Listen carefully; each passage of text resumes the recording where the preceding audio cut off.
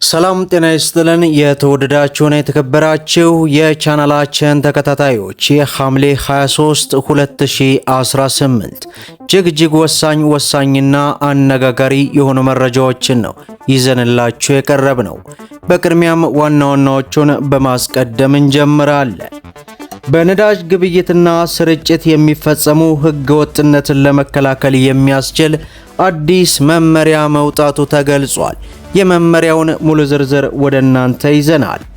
በሌላው መረጃችን የፍቃድ ስረዛ ውሳኔ ስለመሻሩ ተሰምቷል። ከምን ጋር ተያይዞ ነው? ይህንንም እናደርሳለን። እንዲሁም ከግብር ከፋዮች ጋር በተያያዘ ከፍተኛ ቅሬታ ተነስቷል። ከምን ጋር ተያይዞ ነው? ይህንንም ወደ እናንተ ይዘናል። በሌላው መረጃችን ለተሽከርካሪ ባለንብረቶች በሙሉ አዲስ የተሽከርካሪ ግብር ተጥሏል። ይህንና መሰል መረጃዎችን ወደ እናንተ እናደርሳለን። ቪዲዮን ላይክ፣ ቻናሉን ሰብስክራይብ እያደረጋችሁ እስከ መጨረሻው ተከታተሉ።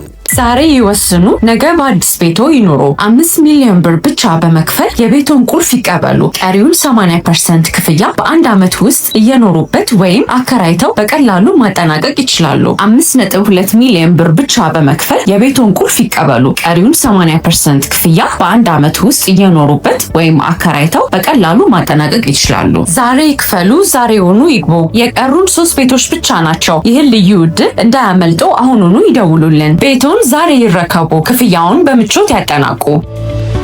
በቅድሚያም በነዳጅ ግብይትና ስርጭት ላይ የሚፈጸም ህገወጥነትን ለመከላከል የሚያስችል አዲስ መመሪያ ወጣ።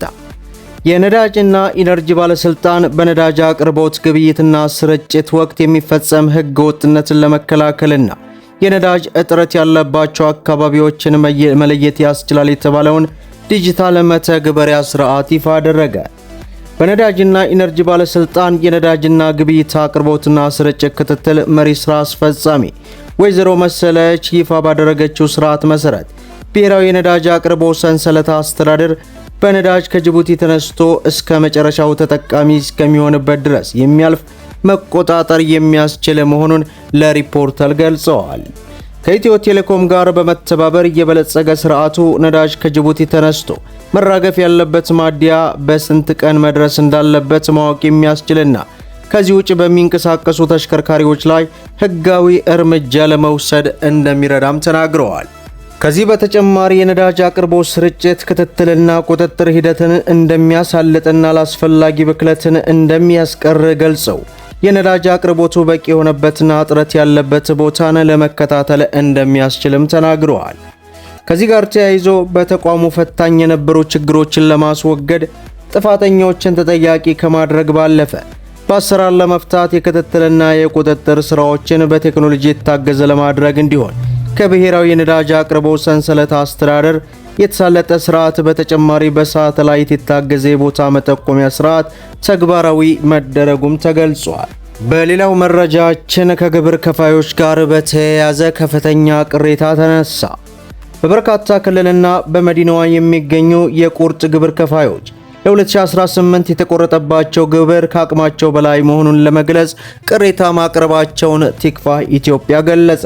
ለቲክቫህ ኢትዮጵያ በደረሱ መልእክቶች በርካታ ነጋዴዎች ከአምናው ጋር ሲነጻጸር ግብሩ በእጅጉ መጨመሩንና ከአቅማቸው በላይ መሆኑን ገልጸው አንዳንዶቹ የሚከፍሉት ግብር ከ15 እስከ 25 ሺህ ብር፣ ከ180 ሺህ ብር በላይ እንዲሁም 10 ሺና 46 ሺህ፣ 12 ሺህ፣ 110 ሺህ ብር ማደጉን ጠቅሰዋል። ሌሎቹ ደግሞ ከፍተኛውን ግብር ካልከፈሉ የንግድ ቦታቸው እንደሚታሸግ እንደተነገራቸውና የአቤቱታ ሂደቱም አስቸጋሪ መሆኑን ገልጸው ሁኔታው ሰርቶ ለማደር ከባድ እንዳደረገባቸውም ተመላክቷል። ቅሬታ አቅራቢዎቹ የግብር ግምገማው በተጨባጭ የንግድ አቅምና የገቢ ሁኔታ ላይ ተመስርቶ እንዲከናወን እንዲሁም በጉዳዩ ላይ የሚመለከታቸው አካላት ምላሽ እንዲሰጡ ለቲክቫህ ኢትዮጵያ መግለጻቸውን ተመልክተናል። በሌላው መረጃችን የፍቃድ ስረዛ ውሳኔ ስለመሻሩ በዛሬው ዕለት ተገለጸ። የኢትዮጵያ ሎተሪ አስተዳደር የ22 የስፖርት ውድድር ድርጅት የሥራ ፍቃድ ከህዳር 25 ቀን 2018 ጀምሮ የታገደ መሆኑን ለሕዝብ ይፋ ባደረገበት መግለጫ ይታወቃል። ከ100 ቢሊዮን ብር በላይ የመንግስት ግብር በመሰወር ወንጀል የተጠረጠሩ የስፖርት አወራራጅ ድርጅቶች ባለቤቶችና ተባባሪዎች በቁጥጥር ስር መዋላቸውን ተከትሎ በድርጅቱ ላይ የተጀመረው የወንጀል ምርመራ እስኪጠናቀቅ በሚል የሥራ ፍቃዳቸው እንደታገደ ይገኛል።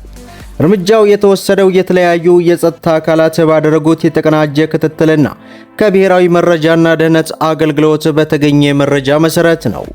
የፍቃድ ስረዛ እርምጃ ከተወሰደባቸው የኦንላይን የስፖርት ውድድር ሎተሪ ሽያጭ ቤቲንግ ላይ ከተሰማሩ ተቋማት አንዱ የሆነው ሁሉ ስፖርት የንግድ ስም የሚንቀሳቀስ ተቋም የተወሰነው ውሳኔ መሰረታዊ የሆነ የሕግ መርህ በመጣስ ተመጣጣኝ ያልሆነ እንዲሁም የአስተዳደር ውሳኔ ከመወሰኑ በፊት የመሰማት መብት የተጥሷል የሚል ጭብጦችን በማቅረብ በፌዴራል ከፍተኛ ፍርድ ቤት የፍትሐ ብሔር ምድብ ችሎት በኢትዮጵያ ሎተሪ አስተዳደር እንዲሁም በገቢዎች ሚኒስቴር ላይ ክስ መመስረቱን የሚታወቅ ነገር እንደሆነ ተገልጿል።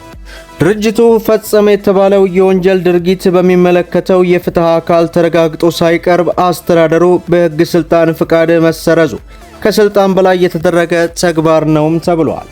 በመጨረሻም ፍርድ ቤቱ የብሔራዊ ሎተሪ አስተዳደር በድርጅቱ ላይ ያስተላለፋቸውን የንግድ ፍቃድ ስረዛ ውሳኔ እንዲሽር በዛሬው ዕለት ተወስኗል።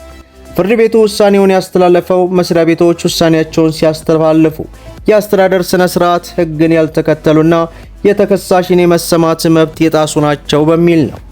የተባለው ድርጊት በተጨባጭ ማደጉ ሲረጋገጥ ፈቃድ መሰረዝ ቢችልም በአጠቃላይ በጅምላ ወይም በዘፈቀደ የሁሉንም ስፖርት ውድድር ላይ የሚሰሩ አመልካቾችን ጨምሮ ፍቃድ መሰረዝ ፍትሐዊ አይደለምም ተብሏል። በሌላው መረጃችን አጠቃላይ ለተሽከርካሪ ባለንብረቶች አዲስ ግብር ሊጀመር ስለመሆኑ ተሰማ።